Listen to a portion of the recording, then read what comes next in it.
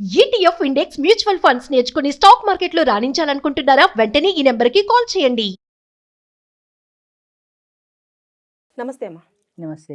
అమ్మ, కుటుంబం హ్మ్. అదైతే చాలా మంది ఉంటారు. అలా కాకుండా ఈ మధ్య కాలంలో ఓన్లీ వైఫ్ అండ్ హస్బెండ్ మాత్రమే న్యూక్లియర్ ఫ్యామిలీ. అవును. ఆ, అవును. ఉంటున్నారు. సో ఆ టైంలో భర్త అంటే ఏమంటారు భార్యతో, నేనే గ్రేటు, అవును. నేను లేకపోతే అసలు నువ్వు లేవు అని. అవును. భార్య అంటే నేనే గ్రేటు, నేను లేకపోతే నువ్వు లేవని. అవును. అసలు ఇంతకీ మ్యారేజ్ లైఫ్ లో భార్య ఎక్కువ? గ్రేటా, భర్త భర్త గ్రేటా? గ్రేటా?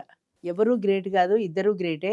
ఎందులో చెట్టు ముందా విత్తు ముందా అన్నట్టు నేను గ్రేటా నువ్వు గ్రేటా అనుకుంటే ఇద్దరు సమానమే. అదేదో సినిమాలో విన్నాను, భార్యాభర్తలు ఇద్దరు సమానమే, భర్త కొంచెం ఎక్కువ సమానం అంటాడు. ఎందుకని? అదే, అంటే భర్త అనేవాడు భరించేవాడు, ఆహా. కుటుంబాన్ని లీడ్ చేయడం అన్నది ఒకప్పుడు భర్త చేతిలో ఉండేది. అవును, అవును. పితృస్వామ్య వ్యవస్థలో భర్త ఇంటికి పెద్ద, వాడు చెప్పినట్టు భార్య కానీ పిల్లలు కానీ ఫాలో అవ్వాలి అన్న ధోరణి ఎక్కువ ఉండేది ఇదివరకు. అది ఎస్పెషల్గా ఎప్పుడు ఉండేదంటే బహుశా స్త్రీలు ఎడ్యుకేటెడ్ కాని రోజుల్లో, అంచేత వాడు డామినేట్ చేయడము, వాడు చెప్పడము, వీళ్ళు ఫాలో అవడమే ఉండేది. ఇప్పుడు ఆడవాళ్ళు చదువుకుంటున్నారు, ఆడవాళ్ళు పురుషుడితో సమానంగా ఉద్యోగం చేస్తున్నారు, ఎందులోనూ వాళ్ళు కూడా తీసిపోవటల్లా. అంచేత నేను కూడా ఎక్కువే, నేను ఎక్కువ అన్న భావన ఆడవాళ్ళలో ముఖ్యంగా వచ్చింది. నా అభిప్రాయం ఏంటంటే, అఫ్కోర్స్ ఇది నా పర్సనల్ అభిప్రాయమే, భార్యాభర్తలు ఇద్దరూ సమానమే, ఒకళ్ళు ఎక్కువ లేదు, ఒకళ్ళు తక్కువ లేదు. ఎక్కడ ఎప్పుడు ఎవరు ఒక పాలు ఎక్కువ ఉంటారు, ఎక్కడ ఎప్పుడు ఒక పాలు తగ్గాలి అనేది వాళ్ళిద్దరి మధ్యన అండర్స్టాండింగ్ ఉండాలి. ఈ పాయింట్లో నువ్వు తగ్గాలి, ఈ పాయింట్లో నేను తగ్గాలి అనే విషయం ఉన్నప్పుడు వాళ్ళ మధ్య తేడాలే రావు. అది పోయి ఈరోజు నేను హోటల్కి ఎడదామంటే కూడా ఈ హోటల్కి నేను ఎడదామంటే, ఆ హోటల్కి ఆయన ఎడదామంటే అక్కడ కూడా గొడవలు వచ్చేస్తున్నాయి. ఈ సినిమాకి నేను ఎడదామంటే, ఆ సినిమాకి నువ్వు ఎడదామంటే అక్కడ కూడా గొడవలు వచ్చేస్తున్నాయి. కాంప్రమైజ్ అవ్వటం అనేది జీవితంలో ఎక్కడా కనిపించట్లేదు. కాంప్రమైజ్ లేకుండా జీవితమే లేదమ్మా. డామినేషన్ ఎక్కువ ఉంటుంది. నేనే నెగ్గాలి, నేనే కావాలి. ఎందుకు ఆఖరికి పని మనిషి కూడా ఇది ఎలా చేసావంటే అమ్మ ఏదో ఒక ఎక్స్ప్లెనేషన్ దానికి చెప్పేస్తుంది, కానీ అవునమ్మా తప్పు చేశాను ఒప్పుకోరు. ఎవ్వరు ఒప్పుకోరు. క్లాస్ 4 నుంచి హై క్లాస్ వరకు ఎవరు ఒప్పుకోరు. ఎందుకని? నేను తప్పు కాదు, నేను రైటు అన్న భావన ఒకటే. నువ్వు రైట్ కాదని అవతల వాళ్ళు అంటున్నారంటే నిజమా అని ఒక్కసారి వెనక్కి తిరిగి ఆత్మావలోకనం చేసుకునే ఓపిక ఎవరికి లేదు, తీరిక ఎవరికి లేదు. నేను రైట్ అంటే నేను రైట్ అంతే. అంచేత భార్యాభర్తలు ఇద్దరూ సమానమే, ఒకరు ఎక్కువ ఒకరు తక్కువ లేదు. ఇద్దరు ఇప్పుడు ఎడ్ల బండి ఉందనుకో, అదే మన పూర్వీకులు చెప్పేవారు, ఎడ్ల బండి రెండు కలిపి లాగితేనే బండి వెళ్తుంది. ఓ బండి ముందే, ఒక ఎడ్డు ముందుకు వెళ్ళిపోతే రెండో ఎద్దు వెనకబడితే బండి వెళ్ళదు కదా. అంచేత వెళ్ళాలంటే సమానంగా ఇద్దరు కూడా సమానంగా బండి నడపాలి. సంసారం అనే బండికి వాళ్ళిద్దరూ రెండు ఎడ్లతో పోల్చాను అనుకోవద్దు. ఆ ఇద్దరు కలిస్తేనే, సమానంగా పెడితేనే బండి ముందుకు వెళ్తుంది. ఎడ్లతో పోల్చినా కూడా సంసారం ముందుకు వెళ్తుంది. అది అలా అనుకుని అర్థం చేసుకోవాలి. అంతేగాని ఒకరు ఎక్కువ లేదు, ఒకరు తక్కువ లేదు. పరిస్థితిని బట్టి ఏ టైంలో ఎవరి మాట వినాలి అనేది వాళ్ళు అర్థం చేసుకొని వెళ్ళిపోతే సంసారం చక్కగా వెళ్తుంది. అంటే మేడం మీరు చెప్పినట్టుగా ఇద్దరు గ్రేట్, అంటే ఎవరి విషయాలలో వాళ్ళు ఇద్దరు గ్రేట్. అంటే ఏ విషయాలలో వీళ్ళు కాంప్రమైజ్ అవ్వాలి, అవును, భర్త కాంప్రమైజ్ అవ్వాల్సిన విషయాలు ఏంటి, భార్య కాంప్రమైజ్ అవ్వాల్సిన విషయాలు ఏంటి ఎక్కువగా? అది స్పెసిఫిక్ గా మనం చెప్పలేమమ్మా. ఇది సిచ్యుయేషన్ ని బట్టి ఉంటుంది. మెయిన్ ఎవరు ఎక్కువ కాంప్రమైజ్. మీ అనుభవంలో మీరు చూసినవి, మీ దగ్గరికి వచ్చినవి. ఇప్పుడు 1 గంటకి నాకు కాఫీ తాగడం అలవాటు, మా వారికి టీ తాగడం అలవాటు. నేను టీకి మారలేను, ఆయన కాఫీకి మారలేరు. మీరు కాఫీ తాగండి నేనంట, ఆయన టీ తాగండి నేనంట. విషయం చిన్నదే, ఎగ్జాంపుల్ చెప్తున్నాను. ఇక్కడ ఎవరు తగ్గాలి, ఎవరు పెరగాలంటే ఎవరు చేస్తారు? దానికి మార్గాలు ఉన్నాయి. ఆయన టీ ఆయనకి ఇచ్చి నీ కాఫీ నువ్వు తాగొచ్చు, లేదా ఒక పూట కాఫీ తాగి ఇద్దరు, ఒక పూట ఇద్దరు టీ తాగొచ్చు. అడ్జస్ట్మెంట్ కావాలి అనుకుంటే మార్గాలు అనేకం, కానీ అలా అవ్వనప్పుడే ఈ తేడాలు వస్తాయి. నువ్వు కాఫీ ఎందుకు తాగవు, నువ్వు టీ ఎందుకు తాగవు, ఇలాంటి గొడవల కంటే సర్దుకుపోతే మంచిది కదా. ఎవరి టీ ఆయనకి ఇచ్చే, నీ కాఫీ నువ్వు తాగితే పోయి కదా. అంటే ఈ రోజుల్లో సర్దుకుపోవడం అనేది పదం ఉందా మేడం? చాలా అవసరం లేదు కాబట్టే విడాకులు ఎక్కువ వస్తున్నాయి. ఇప్పుడు విడాకులు అనేవి అసలు ఈ కాన్సెప్ట్ మనకి లేదు. 100 ఏళ్ల వెనక చూసుకుంటే అసలు విడాకులు అనేది లేదు. కొట్టినా తిట్టినా పడుండడమే. ఆ రోజుల్లో మేల్ డామినేషన్ కూడా ఎక్కువ ఉండేది 100 ఏళ్ల కిందట. అయినా కూడా భరించి పడేవాళ్ళు భార్యలు. ఇప్పుడు డిపెండెన్సీ పోయింది, ఇండిపెండెంట్గా ఉండగలుగుతున్నారు, సంపాదించుకుంటున్నారు. అంచేత మేము ఒకటి మాట వినేది ఏమిటి అన్న భావన ఆడవాళ్లలో ఎక్కువ వచ్చింది.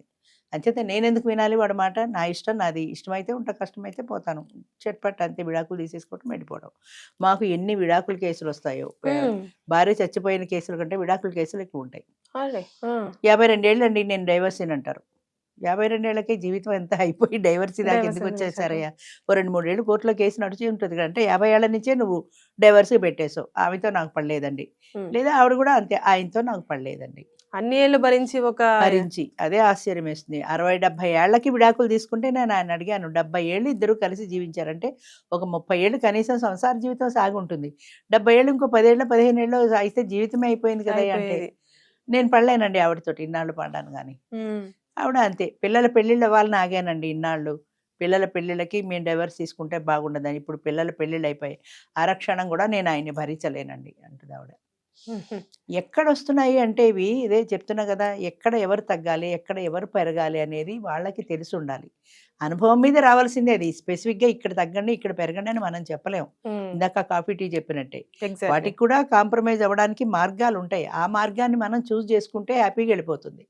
మనం అది చూస్ చేసుకోం. నేను కాఫీ అంటే ఆయన కూడా నా కాఫీయే తాగాలి, నేను టీ అంటే ఆవిడ కూడా నా టీయే తాగాలి. ఇవి వదిలేశారు మేడం. ఇంకా అంటే ఇవన్నీ అండర్స్టాండింగ్స్ అడ్జస్ట్మెంట్స్ వదిలేసి రావాల్సింది నేను ఉద్యోగం చేస్తున్నాను, ఆయన ఉద్యోగం అంతే. చేస్తున్నాను. మెయిన్ అదే. ఆ, మెయిన్ ఏంటంటే ఆడవాళ్ళకి ఇండిపెండెన్స్ వచ్చిన తర్వాత, ఫైనాన్షియల్ ఇండిపెండెన్స్ వచ్చిన తర్వాత, ఇది ఒక మెడిసిన్ వేసుకుంటే సైడ్ ఎఫెక్ట్ ఎలా ఉంటుందో ఇండిపెండెన్స్ తో వచ్చిన సైడ్ ఎఫెక్ట్ ఇది. Hmm. నేను సంపాదించుకుంటున్నాను, నేను great. నీ ఎక్కువేంటి Hmm. నా తక్కువేంటి. ఇంకా చెప్పాలంటే ఆడవాళ్ళ రేషియో తగ్గిపోయింది జనాభాలో, Exactly. మగవాళ్ళ రేషియో ఎక్కువ ఉంది. సో ఆడవాళ్ళ సహజంగానే డిమాండ్ అండ్ సప్లై మెథడ్లో వీళ్ళ సప్లై తక్కువ ఉంది కాబట్టి వీళ్ళ డిమాండ్ పెరిగింది. Hmm. అంచేత కట్నాలు కానుకలు ఒకప్పుడు వాళ్ళు డిమాండ్ చేసేవారు. ఇప్పుడు కట్నాలు కానుకలు అవన్నీ అయిపోయి ఈవిడ చెప్పినట్టు వాళ్ళు ఓకే అంటేనే పెళ్ళి అవుతుంది, లేకపోతే లేదు. అవును. అసలు పెళ్ళిళ్ళే మానేశారు కదా. మానేశారు. 40 ఏళ్ళు వచ్చేదాకా పెళ్ళిళ్ళే చేసుకోవట్లా.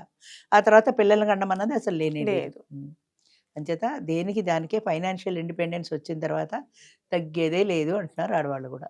సో ఎవరు గ్రేట్ కాదు కుటుంబంలో, ఎవరు సమానం, ఆ. ఇద్దరు సమానమే. వాడు భర్త కొంచెం ఎక్కువ సమానం అన్నట్టు కాదు, ఇద్దరు సమానమే. ఇద్దరు కలిసి లాగితేనే సంసార రథ చక్రాలు సవ్యంగా వెళ్తాయి.